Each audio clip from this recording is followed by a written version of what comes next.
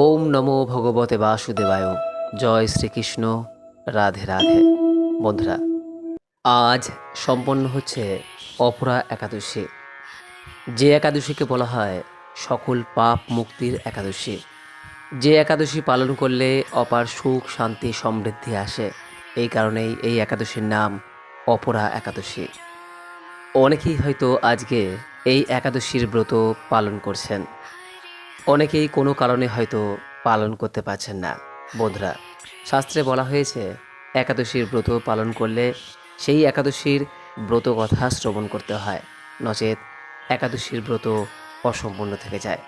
এমনকি এই বিষয়ে বলা হয়েছে যদি কোনো কারণে আপনি একাদশীর ব্রত পালন করতে নাও পারেন, কেবলমাত্র একাদশীর দিনে সেই একাদশীর ব্রত কথা যদি শ্রবণ করেন, তাতেও এই ব্রতের পূর্ণ ফল অনেকাংশে লাভ করা যায়। তাই বন্ধুরা, আজ একাদশীর ব্রত পালন করুন বা নাই করুন, অন্তত একবার হলেও এই অপরা একাদশীর ব্রত কথাটি শ্রবণ করে ভগবান শ্রী হরি বা শ্রীকৃষ্ণের উদ্দেশ্যে আজকের দিনে একটি প্রদীপ পারলে প্রজ্বলন করুন। এর মাধ্যমেও এই একাদশীর ব্রতের পূর্ণ ফল অনেকাংশে লাভ করতে সক্ষম হবেন। আশা করি দর্শক বন্ধুরা, আজকের এই অপরা একাদশীর ব্রত কথাটি শ্রবণ করে আপনাদের ভালো লাগবে। এই ব্রত কথায় আপনি জানতে সক্ষম হবেন এই অপরা একাদশীর ব্রত করলে আসলে কি হয়। শুধুমাত্র অপরা একাদশীর ব্রত কথা শ্রবণ করলে কি হয়, এবং সর্বোপরি এই অপরা একাদশীর দিনটি কিভাবে অতিবাহিত করতে হয়। তাই বন্ধুরা, আপনাদের কাছে অনুরোধ, ভিডিওটি শেষ পর্যন্ত মনোযোগ সহকারে দেখুন এবং কমেন্ট বক্সে একবার হলেও ভক্তি ভরে লিখুন জয় শ্রীকৃষ্ণ, রাধে রাধে। আজকের দিনে যতবার এই ব্রত কথা শ্রবণ করবেন, ততই পরম শান্তি লাভ করবেন। শুরু করছি অপরা একাদশীর ব্রত কথা। হে কৃষ্ণ করুণা সিন্ধু, দীনবন্ধু জগৎপথে, গোপেশ গোপিকাকান্ত, রাধাকান্ত নমস্তুতে। জয় শ্রীকৃষ্ণ, রাধে রাধে। মহারাজ যুধিষ্ঠির ভগবান শ্রীকৃষ্ণকে জিজ্ঞাসা করলেন, হে জনার্দন, এই কৃষ্ণপক্ষিয়া একাদশীর নাম কি এবং তার মাহাত্ম্যই বা কি? আমি শুনতে ইচ্ছা প্রকাশ করি, আপনি অনুগ্রহ করে তা বর্ণনা করুন। ভগবান শ্রীকৃষ্ণ মানুষের কল্যাণের উদ্দেশ্যে অমৃতসম কথাগুলি যুধিষ্ঠিরকে শোনালেন। হে মহারাজ, মানুষের মঙ্গলের জন্য আপনি খুব ভালো প্রশ্ন করেছেন। বহু পুণ্য প্রদানকারী, মহাপাপ বিনাশকারী ও পুত্রদানকারী এই কৃষ্ণপক্ষিয়া একাদশী অপরা একাদশী নামে খ্যাত। এই ব্রত পালনকারী ব্যক্তি জগতে প্রসিদ্ধি লাভ করে। ব্রহ্মহত্যা, গোহত্যা, ভ্রূণ হত্যা, পরনিন্দা, পরস্ত্রী গমন, মিথ্যা ভাষণ প্রভৃতি গুরুতর পাপ এই ব্রত পালনে নষ্ট হয়ে যায়। যারা মিথ্যা সাক্ষ্য দান দেয়, ওজন ও মাপকাঠিতে ছলনা করে, শাস্ত্রের মিথ্যা ব্যাখ্যা প্রদান করে, জ্যোতিষের মিথ্যা গণনা করে, চিকিৎসার নামে কুচিকিৎসা বা অর্থ হরণ করে থাকে, তারা সকলেই নরক যন্ত্রণা ভোগ করে। যদি এই সমস্ত ব্যক্তিরাও এই ব্রত পালন করে থাকেন, তবে তারা সমস্ত পাপ থেকে মুক্ত হয়ে যায়। ক্ষত্রিয় যদি স্বধর্ম ত্যাগ করে কুরুক্ষেত্র থেকে পালিয়ে যায়, তবে সে ঘোরতর নরকগামী হয়, কিন্তু সেও এই ব্রত পালনে মুক্ত হয়ে স্বর্গগতি লাভ করে।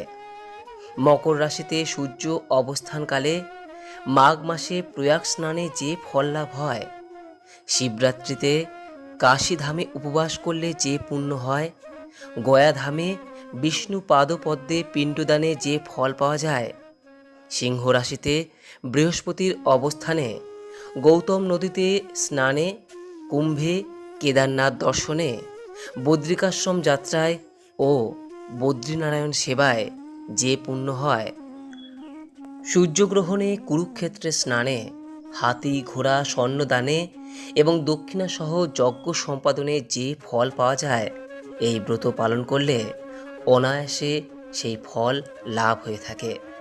এই ব্রতের ব্রত কথা সম্পর্কে শাস্ত্রে বলা হয়েছে, প্রাচীনকালে মহিধ্বজ নামক এক ধর্মাত্মা রাজা ছিলেন। তার ছোট ভাই বজ্রধ্বজ পাপী ও অধর্মী ছিল। রাতের অন্ধকারে নিজের বড় দাদার হত্যা করে দেয় বজ্রধ্বজ। এরপর মহিধ্বজের মৃত শরীরকে জঙ্গলে নিয়ে গিয়ে অশ্বত্থ গাছের তলায় পুঁতে দেয়। অকাল মৃত্যুর কারণে ধর্মাত্মা রাজা প্রেত যোনিতে প্রবেশ করেন। প্রেত রূপে সেই অশ্বত্থ গাছে তিনি বাস করতে শুরু করেন। সেই পথে যেই যাতায়াত করত তাদের বিরক্ত করত ওই প্রেত। একদিন সৌভাগ্যবশত সেই পথ দিয়ে ধৌম নামক এক ঋষি যান। ঋষি প্রেতকে দেখে নিজের তপবলে সমস্ত কিছুই জানতে পারেন। রাজাকে প্রেত যোনি থেকে মুক্তি দেওয়ার কথা ভাবেন সেই ঋষি।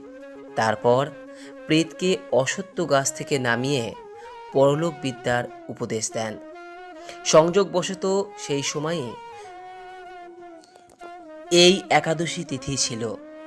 ঋষি অপরা একাদশী ব্রত করেন। সেই উপবাসের ফলে প্রাপ্ত পুণ্য তিনি রাজাকে অর্পণ করেন।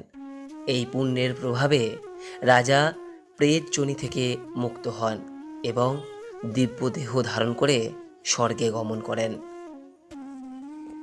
এই অপরা একাদশী সম্পর্কে ভগবান শ্রীকৃষ্ণ যুধিষ্ঠিরকে আরও বললেন যে এই ব্রত হল পাপরূপ বৃক্ষের কুঠার স্বরূপ, পাপরূপ কাষ্ঠের দাবাগ্নির মতো, পাপরূপ অন্ধকারে সূর্য সদৃশ এবং পাপ হস্তির সিংহস্বরূপ।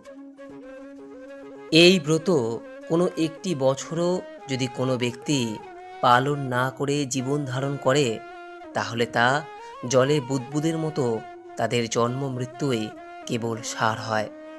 অপরা একাদশীতে উপবাস করে শ্রী বিষ্ণু পূজা করলে সর্বপাপ মুক্ত হয়ে বিষ্ণু লোকে গতি হয়। এই ব্রত কথা পাঠ বা শ্রবণ করলেও সহস্র গোদানের ফল লাভ হয় এবং এই ব্রতের পূর্ণ ফল অনেকাংশে লাভ করা যায়।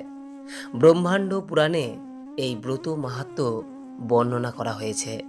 ভগবান শ্রীকৃষ্ণ এই বলিয়া এই অপরা একাদশীর ব্রত কথাটি সমাপ্ত করিলেন। বন্ধুরা, একাদশী ব্রত পালনের প্রকৃত উদ্দেশ্য কেবলমাত্র উপবাস করা নয়, বরং নিরন্তর শ্রী ভগবানের নাম স্মরণ, মনন ও শ্রবণ কীর্তনের মাধ্যমে একাদশীর দিন অতিবাহিত করতে হয়। আর তাও যদি কোনো কারণে সম্ভব না হয়, তাহলে এই ব্রত কথা শ্রবণ করেও ভগবানের উদ্দেশ্যে যদি একটি সন্ধ্যাবেলায় প্রদীপ প্রজ্বলন করতে পারেন, তাতেও এই ব্রতের পূর্ণ ফল অনেকাংশে লাভ করতে সক্ষম হওয়া যায়। তবে এই বিষয়টি সর্বদাই মাথায় রাখতে হবে যে আজকের দিনে পরনিন্দা, পরচর্চা, মিথ্যা ভাষণ, ক্রোধ, দুরাচার, স্ত্রী সহবাস এই সমস্ত কিছু থেকে বিরত থাকার কথা বলা হয়। আশা করি বন্ধুরা এই একাদশীর ব্রত কথাটি শ্রবণ করে আপনাদের ভালো লেগেছে। ভালো লাগলে লাইক করবেন, পারলে শেয়ার করবেন এবং কোনো প্রশ্ন বা মতামত থাকলে নিজের কমেন্ট বক্সে অবশ্যই জানাবেন।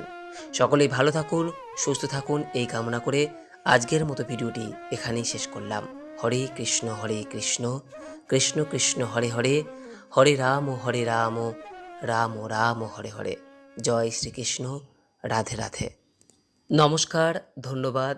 ঈশ্বর আপনার মঙ্গল করুক।